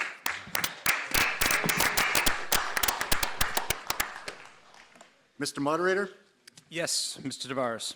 I move that the town vote to amend the Ayer zoning bylaw, Section 9.5.1 and Section 9.5.4 and Section 9.5.7 signs as contained in Article 26 and printed in the warrant. Seconded. So it's moved and seconded, thank you very much. We have a brief presentation, and if you've not yet met Ray Friedlander, this is Ray Friedlander, and I've forgotten your exact title, so you get to say that, Ray. Please That's introduce okay. yourself. Thank you, Mr. Moderator. Hi, everyone. My name is Ray Friedlander. I'm the Economic Development Director for the town, and this is... Hi, I'm Mike Wallace, the Air Building Commissioner. And so after getting feedback from the business community, talking with town staff, and then presenting to both the Select Board and the Planning Board, we're here to speak to you tonight about some amendments to the sign bylaw. Next slide, please. So our current situation here. The window signage for businesses, which includes decals, that sticker type material that goes on windows, it can only be placed on the inside of storefront windows. So as you can see here, we have Lucia's in downtown Ayer, and this is just an example of what our bylaw allows. Windows are also not allowed to be considered permanent signs. So next slide, please. The businesses are requesting that they can have the ability to install signage or that decal, that sticker, on the exterior surface of the windows. You all have seen this. It's very common throughout towns throughout the state. So it's not something novel or new, but it'll be new for Ayer. It's almost like a housekeeping effort that'll allow businesses to have the option of an interior sign like Lucia's or exterior like you see here in this town, Milford, New Hampshire. And also our bylaw amendment will allow windows to be considered permanent. So again, these are just some additional examples that Mike took for us in New Hampshire. Next slide. So this relates to how it'll be worded in the bylaw. Now we'll be adding windows to the chart, which was never there before. And the approved materials, the way we get the approved materials are in the back of the International Building Code per reference standards, Chapter 35. So when you look up something like 3M adhesive or its smoke develop index or flammability, adhesive properties, everything, every product that's been certified in the country has the reference standard on the back of their product or somewhere on it. So we can refer to Chapter 35 of the International Building Code to see whether it's been approved or it's safe to use, I guess. And you can see that on the next slide, what Mike was referring to. Yeah, Chapter 35 of the reference standards in the International Building Code. So thank you so much, Mr. Moderator. We're here for questions. Dan, do you have any questions for Ray or Mike? I'm looking for a member of the planning board. Oh, yes, right in the middle of the room. It says on my notes that the planning board will report at the town meeting.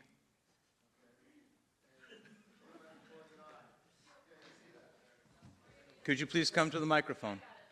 Oh, here we go. Julie Murray, Planning Board member. We approve this thing. That's not correct. What am I saying? What? Covers it. 4 approved it, 1 abstention. Thank you.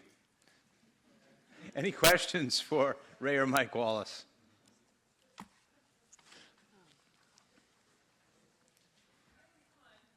Could you go back to the last slide, please? Ms. Maxon? Oh, I'm sorry, Ms. That's Maxon. okay, Ruth. Thank you.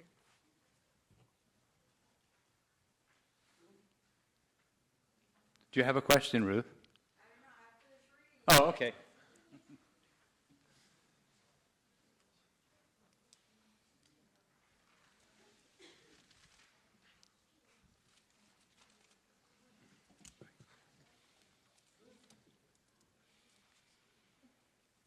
Okay, thank you very much. Any further questions or comments? Seeing none, we need a two-thirds vote. All in favor, please say aye. Aye. Opposed? I will declare that two-thirds. Motion passes. Thank you. Thank you. Article 27, please. Thank you very much, Ray, and thank you, Mike. Mr. Moderator, Ms. Livingston, I move that the town vote to transfer and convey easements in portions of town-owned property located at 0 McPherson Road and 25 Brook Street as contained in Article 27 and printed in the warrant. Seconded. moved and seconded. Do we have any questions or discussion? Do we have a, we don't have a, do we have a presentation on this? Yes. Thank you.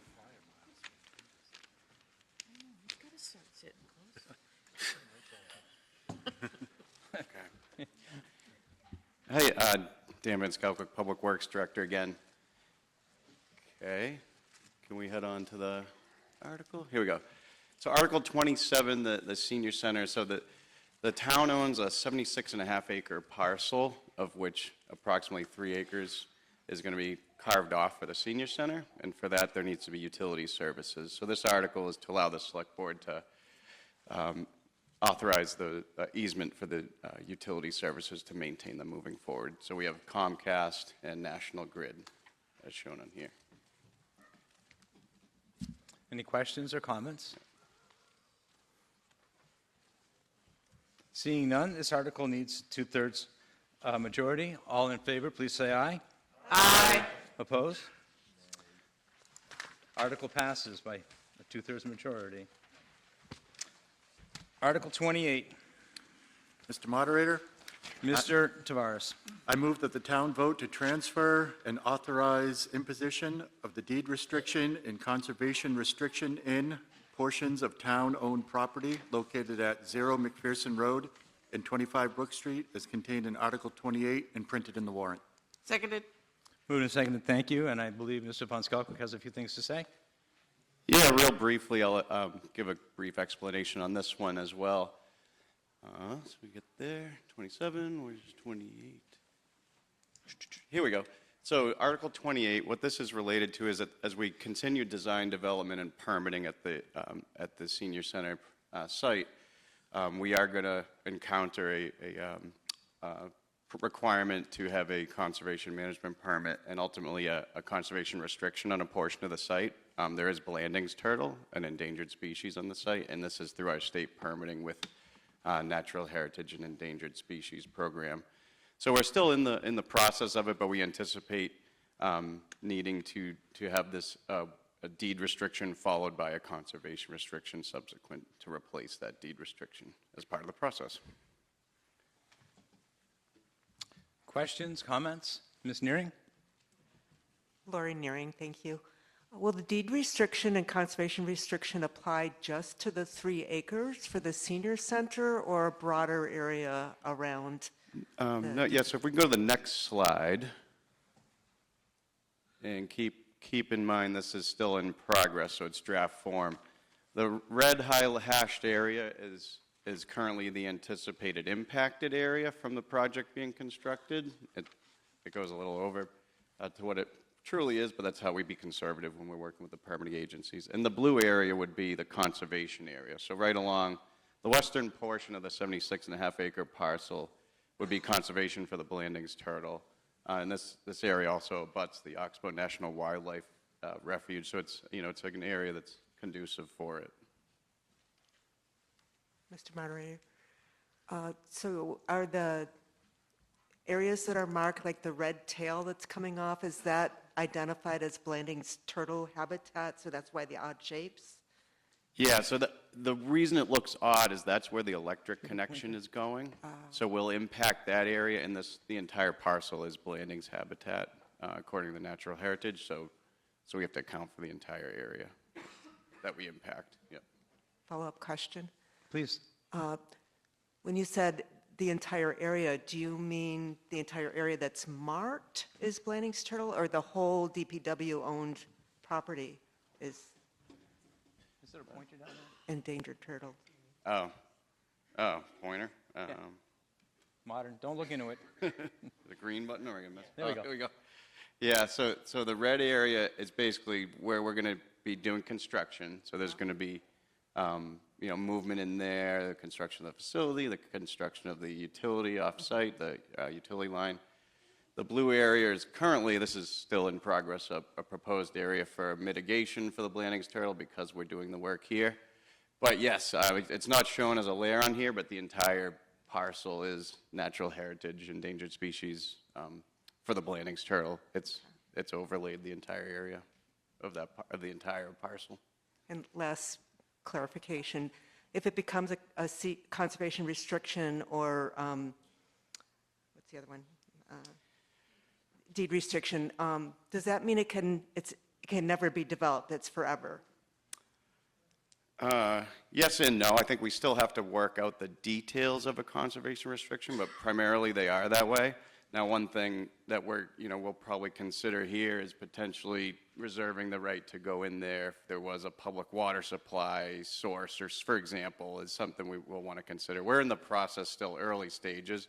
It's just we know that we're going to need this as part of the permitting, and so really when we want to get ahead of it, because we need, in order to get approval from Natural Heritage, we'll need to be able to enter into this deed restriction. If not, it would, we'd have to wait till a town meeting and slow the project down until we got that, yeah.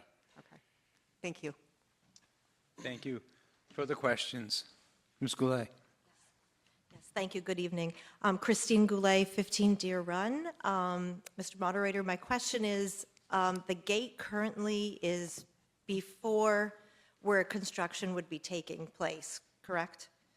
Correct. So what happens after construction potentially happens? My concern is when the road is closed, we have amphibians. Excuse me, you're talking about the gate that goes across near the cemetery? Well, that road closes, That from crosses what the I road, understand. okay. Because there's also a gate leading into the piece of the parcel, so I was confused. Oh, okay, yeah, we're so talking about the road. McPherson Road gate. Yes, the road, yeah. the- Bishop Road gate. So what is the plan Yeah, so going forward to protect the amphibians and the flooding of that? Yeah, and the habitat? building committee has worked closely and with other departments in town, town manager's office, with Devon's Mass Development. And so the gate is currently right here, gets closed during amphibian crossings or when there's flooding on the McPherson Road near the Nashua River. That is going to be moved down around here, a little bit west of the site, the new gate. And so there's plans to have signage up at Bishop and Park to, advanced alert and things of that nature. So it's already planned, it's confirmed with Devon's, we'll be moving the gate down so that we can still access the site, but. Great. May I ask one more question, Ms. Broad? Yeah, please. Is there animal activity right now, wildlife activity from where the proposed site of the senior center is and the current gate? Has there been any monitoring of wildlife? Curious. Thank you. What's that? Yeah. Excuse me, Ms. Petrossi, Dr. Petrossi, you've got your hand up? Please.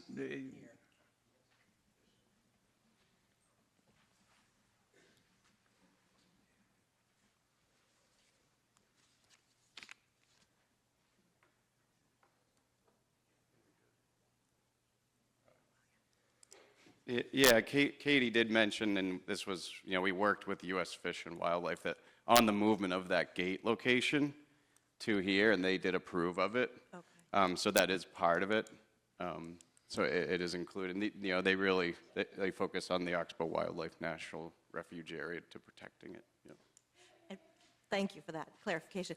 My one last question that I think about, as I saw the parcel Earth Day, I noticed that there is a fence around the parcel currently, correct? Yes. Does that fence extend around, how far does that fence go? And is there discussion of removing the fence, and what is the purpose of that fence? So, let's get maybe a little off topic, but the Yeah. fence was installed originally when the parcel was given to the town by the Army. This was back in the 1970s, and they required the town to install a fence around the perimeter because it was still an active Army base at the time. So that's why it was installed. And there is, as part of the senior center design, we are going to be, removing that fence from the senior center area so we can access the site and have, freedom to move through without a fence in the way. Yeah.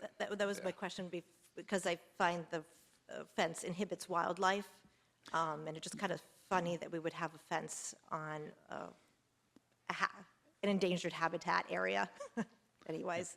So Yeah. I'd be happy to see it removed. Thank you. Questions or other questions or comments?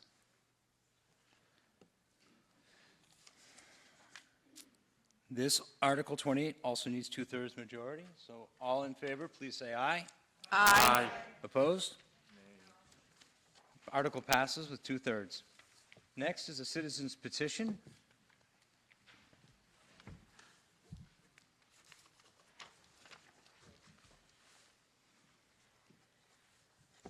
I get to read. Citizens petitions to authorize the town of Ayer to prohibit or restrict the application of second-generation anticoagulant rodenticides.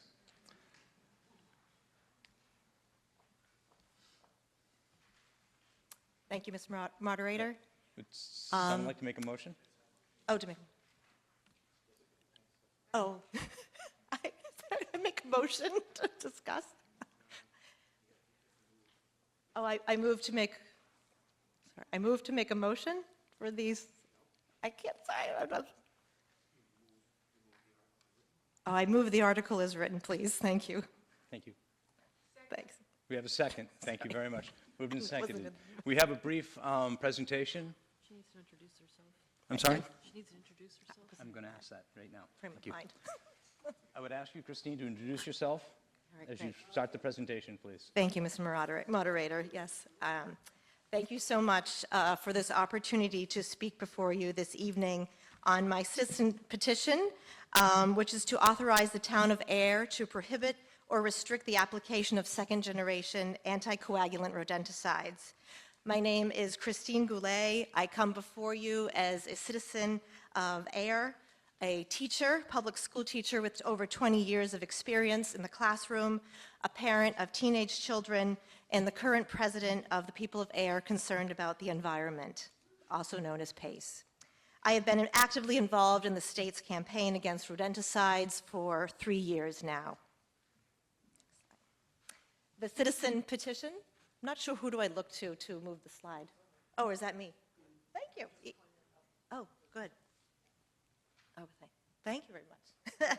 So the citizen petition, which I'm seeking your support this evening, would ask the Select Board to submit a home rule petition to the Commonwealth in order for the town of Ayer to receive permission from the Commonwealth to create a bylaw to control the use of second-generation anticoagulant rodenticides within our community.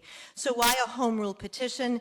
Because rodenticides are actually controlled by the Department of Agricultural Resources, known as MDR, specifically through the Pesticide Board Subcommittee.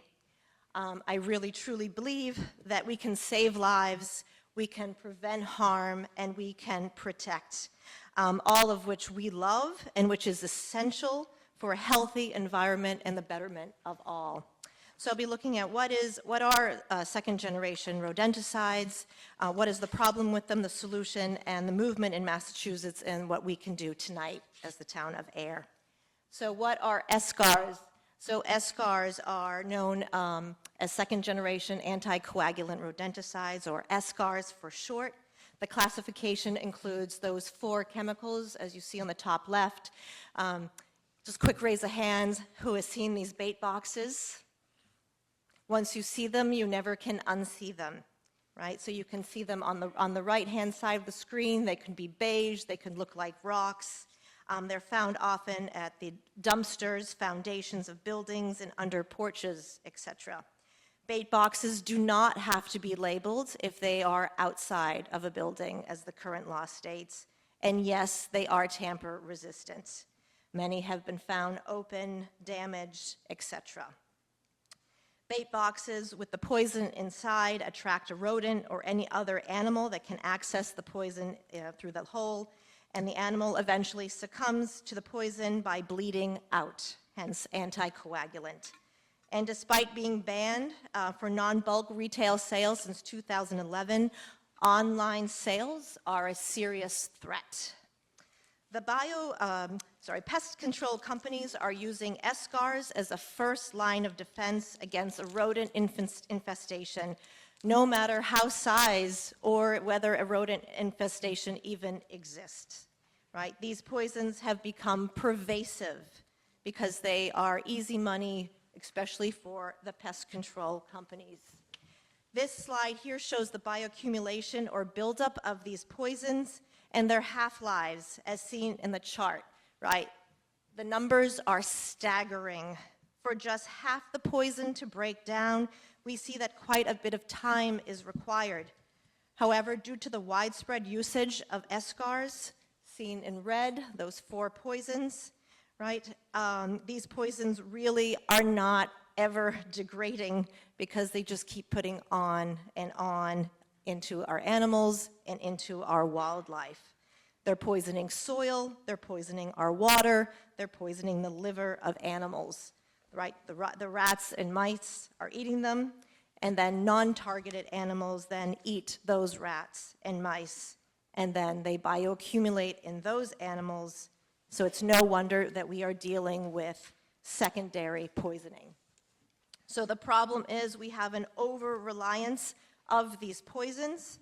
SCARs are everywhere. Over 500,000 pounds every year alone in our state is being applied, right? We have become over-reliant on these highly toxic poisons. And as a result, thousands of animals that were never intended to die from these poisons are being poisoned and many are dying. And some make it to wildlife rehabbers, but imagine the ones that are not. 200 people were poisoned by rodenticides in Massachusetts between 2021 and 2023. They're poisoning people, our children, including beloved pets, right? Through necropsies on deceased animals, we are seeing alarming statistics of wildlife death being caused by these poisons known as eschars. We have created a toxic food web. It takes 2 to 10 days for a rodent to die from eschars. So imagine a mouse, a rat, keep going, keep eating, keep eating, keep eating. 2 to 10 days, they start to become thirsty, they start to be sluggish, they become easy prey. They are grabbed by our beloved animals of foxes, our bald eagles, our owls. They keep devouring these poisoned rodents, and they now succumb to those poisons as well. So the poison has moved up the food train, right? As the animal continues to eat more and more rodent poisons, right, the animal then becomes also a victim. And we have caused our own critical ecosystems to be at risk, and we have now posed our own public health as a risk as well. Any look in the news, looking on social media, we can see that these problems are everywhere. This is not new, right? We see Jay Newhouse of Wildlife Rescue in Chelmsford in the upper right. We see hawks, we see baby bobcats, we see owls, we see beloved pet just recently in November in Boston. And first ever confirmed case, a snapping turtle dies of rodenticide in Watertown. And just last month, Massachusetts lost its 4th bald eagle to anticoagulant rodenticides. The 4th to eschars. The 5th due to rodenticides. And sad to say, the male mate has now lost 2 females to the same reasons. Never mind also an eaglet and potentially 2 other eaglets from eschars that just were never tested. Rachel Carson would say, haven't we been here before? So, and there's also the link between mange and rodenticide poisoning, right? Rodenticide has proven to compromise the immune systems of animals, making them more susceptible to mange. The fox in the center of the screen is a fox that was seen in my neighborhood in 2023. Unfortunately, we never were able to capture the fox to get help. The fox did die, and in my neighborhood, we have not seen a single fox since. The solution to this is we have nature. Nature is the best option, but we need to protect it rather than poison it. Known as IPM, Integrated Pest Management. It is a holistic approach where you exclude, you prevent, you treat, you control, and then you monitor. On the left-hand side of the screen is a handout that was on the tables outside. It has excellent resources, things that you can do as a homeowner, as a business owner, that you do not need to use poisons. If you scan the QR code, it will bring you to a more comprehensive list. But the basic idea is you exclude, right? You find out where they're coming from, putting up mesh, fill in holes. You monitor, you prevent, you take away those food sources. You pick up bird seed, you pick up any poultry feed. You treat and then control, again, relying on our natural rodent controllers. We have foxes, we have bobcats, we have skunks, we have opossums, eagles, owls, they are all there. And science has greatly offered these amazing opportunities that we can use if there's any rodent infestation, snap traps, CO2 sprayers, or even corn gluten meal, and even dried potato flakes, believe it or not. IPM is a success. It is the only effective, science-proven way to treating a rodent infestation. The urgency is here. Escars, we are poisoning unintended wildlife, our pets, our children, our soil, our water, our shared environment with the natural world, and ultimately, we have just poisoned ourselves. There is a bill currently in the state legislature, but we can't wait, and nor can we assure that this bill is going to pass, right? So we need to take action, and we are not alone. If you look all around the state in the blue, the dark, right, those are all municipalities that are actively working in reducing escars within their town and city limits. There are already over 40 home rule petitions right now at the State House, with potentially 14 more coming this springtime. And I just want to bring you now to Ayer, our beloved wildlife. Owls, bald eagles, black bears, coyotes. They're breathtaking, and they bring us so much joy. People are constantly posting on Facebook of the town of what they saw. They're talking to their friends and family, and so here we are. We can step up to protect. And I'm happy to say the Select Board banned escars on municipal property since April 15, 2025, but yet the problem still persists. This was a quick drive around town, 10, 15 minutes, all of these bait boxes. Haphazardly thrown underneath a bench, 2 of them, just around the corner, 2 more. And yes, that is a dead bird in between 2 of the bait boxes. There must have been 9 bait boxes easily within 100 feet, I would say. But we can change this. We can join the municipalities around the state who have also stepped up and part of the movement, right? We have support of the Board of Health of Ayer. We have the support of the Nashua River Watershed. And I'm hoping that I have your support this evening, because I know that we can save lives, we can prevent harm, and we can protect our wildlife, our children, our pets, our shared environment, and we can strive for healthier environments for all and for all future generations. So I do thank you for this opportunity to speak with you tonight. Thank you. Thank you, Ms. Goulet. Does anybody have any questions or comments? We've got multiple people moving. Yes.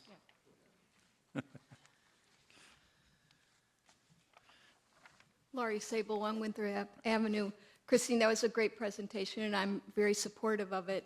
And I apologize if I haven't read all of the documentation, but I think I probably have a common question, which is this petition for all of the residents or just for homeowners?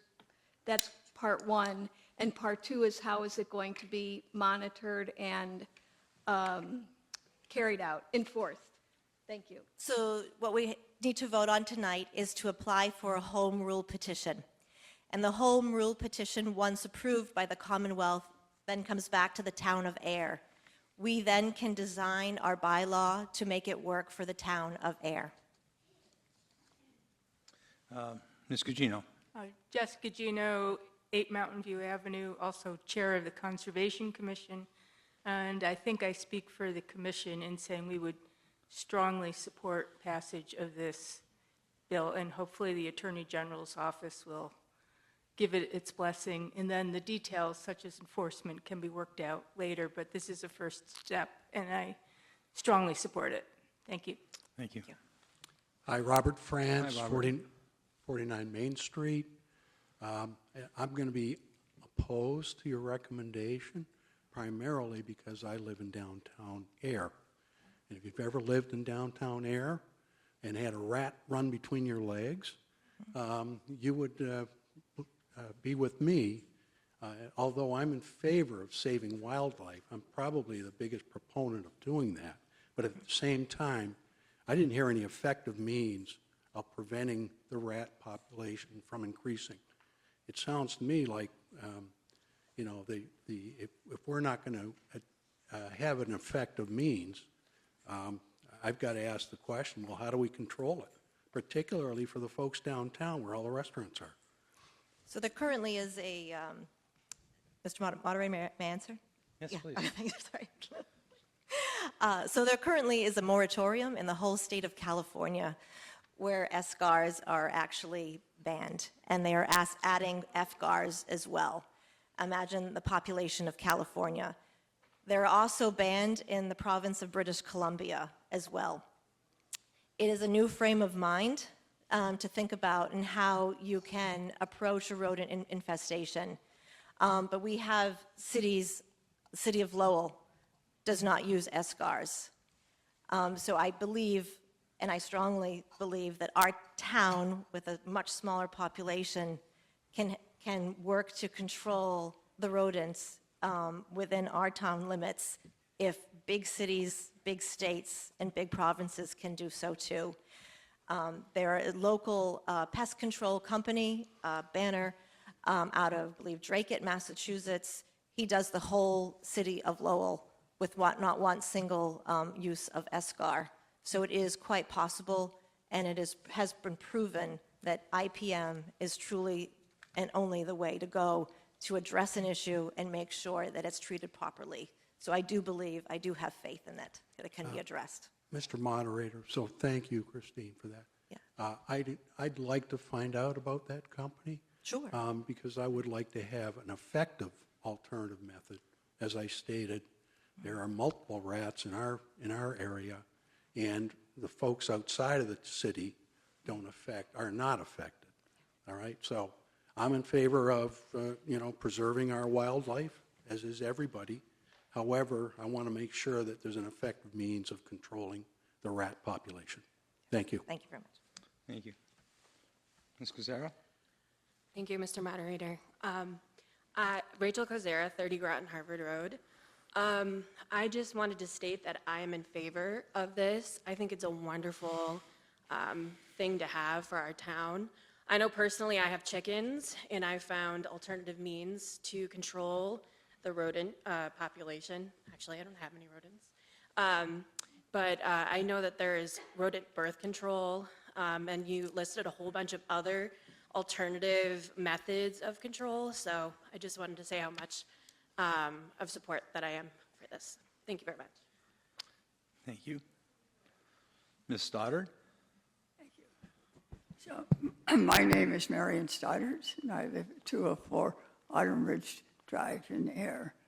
And I'm strongly in favor of this article, and I'm pleased to say that where I live at Autumn Ridge, there are 56 residences, and we have 75 people who live at Autumn Ridge. And a few months ago, at our annual meeting at Autumn Ridge, we voted to oppose the use of rodenticides on our properties. And so I'm very, very pleased about that and hope that the town of Ayer will follow. And I'd like to say that this past year, I know that there was a bald eagle on the National River in Pepperell who died from having ingested an animal with rodenticides. And so I think that this would be an important step for the town of Ayer to take to protect our eagles and our owls and other animals. Thank you.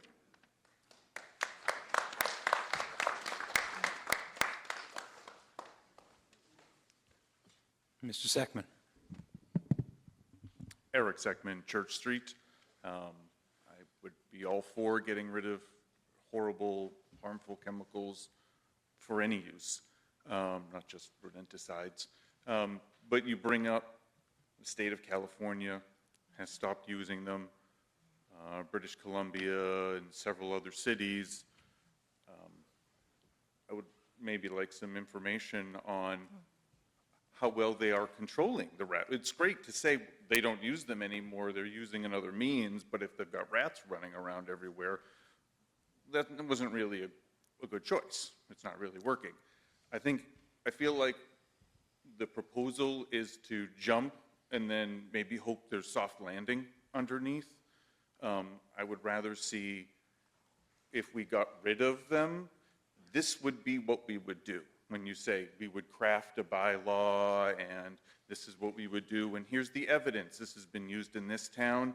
This is what their situation was like before they got rid of the SCARs. This is their situation now that they're using method ABC, as opposed to let's just stop using the SCARs and then we'll figure it out afterwards. I don't know.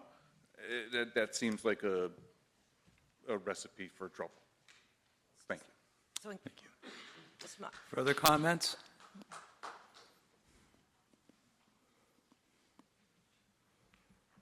Ruth? Yeah, go ahead. Over here, please. Yes. My name is Jane Morris. I live at 62 Pleasant Street, apartment 306. That's in the old Pleasant Street School. I've had some experience with rodents, and I found a really good way to deal with it, and that is they have ways of plugging things into electrical systems like your house, and it sets up a field, and it not only gets rid of the rodents, but it also gets rid of things like pesky bugs like spiders and roaches and things like that. And it really works. And it sounds, fantastical, but there are alternative methods of dealing with getting rid of rodents. And ultimately, when we poison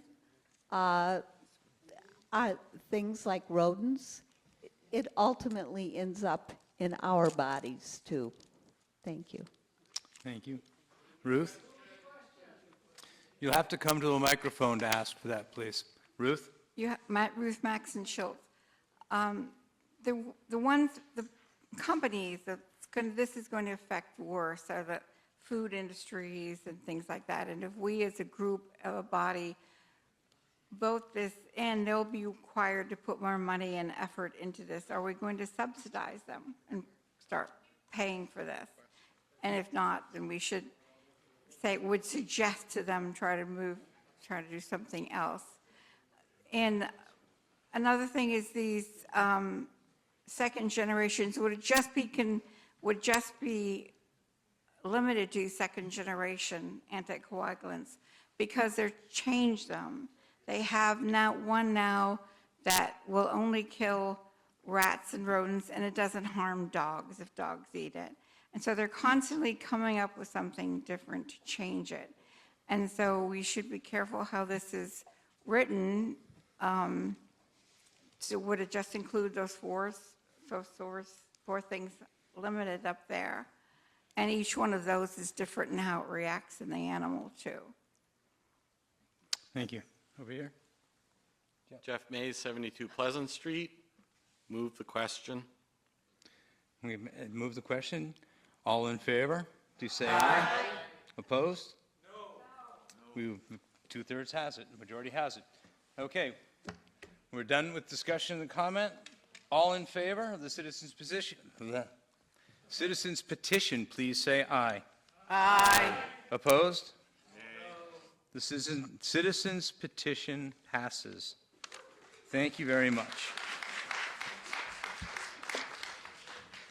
With that said, I want to thank everybody who was here this evening, and the move to adjourn. Thank you very much. Seconded. All in favor? Aye. The Springtown meeting of 2026 is dissolved. Thank you.